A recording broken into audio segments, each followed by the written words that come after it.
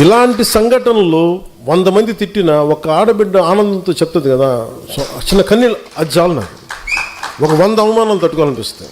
ఇప్పుడు మన దగ్గర టీవీ ఛానల్స్ లేవు. నేను చాలాసార్లు చూస్తుంటా. ముందు నన్ను ఎవరిని మెచ్చుకొని తెగ విశ్లేషకులు ఉన్నారని నాకు భయం వేస్తుంది. వీళ్ళ తర్వాత ఫ్యూచర్లో తిడతారు నేను.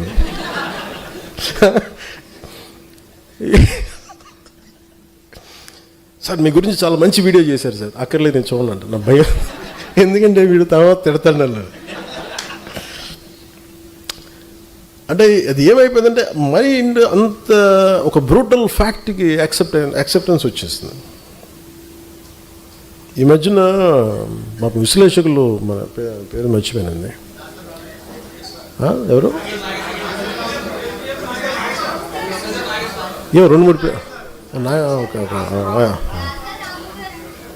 ఆయన ఏమంటారు, నేను వెళ్ళలేదు చదువు, ఆయన కూడా తిట్టారండి కొద్దిగా. ఏమన్నారు,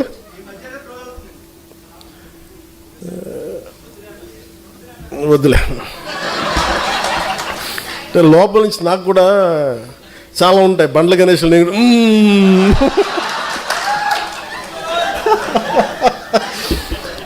ప్రొడ్యూసర్ బండ్ల గణేష్ ఏమంటాడు కూర్చోబెట్టి లోపల బావులు, అట్లా నేను కూడా ఏదో మాట్లాడకుండా వద్దులే వస్తుంది.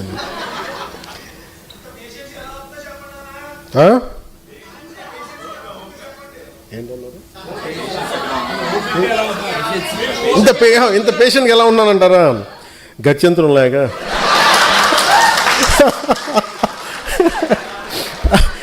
అలాగే ఇప్పుడు విశ్లేషకులు ఏది మాట్లాడుతూ ఉంటే, అంటే ఈ మధ్య ఎక్కువ న్యూస్ అయింది కాబట్టి చెప్తాను, మామూలుగా ఇది పట్టించుకొని. కానీ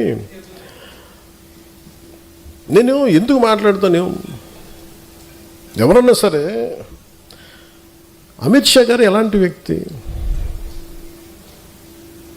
దిగ్విజయంగా 3 సార్లు భారతీయ జనతా పార్టీని అన్ని రాష్ట్రాలు, దాదాపు అన్ని రాష్ట్రాల్లో బోనీ లేని చోట బోనీలు ఖాతాలు తెరిపించి, తమిళనాడు లాంటి చోట ఒక్కొక్క వెళ్ళలేని రాష్ట్రాలని కొట్టి చూపించి, కేరళ లాంటి చోట toughest home minister after Shri Sardar Vallabhbhai Patel, Shri Amit Shah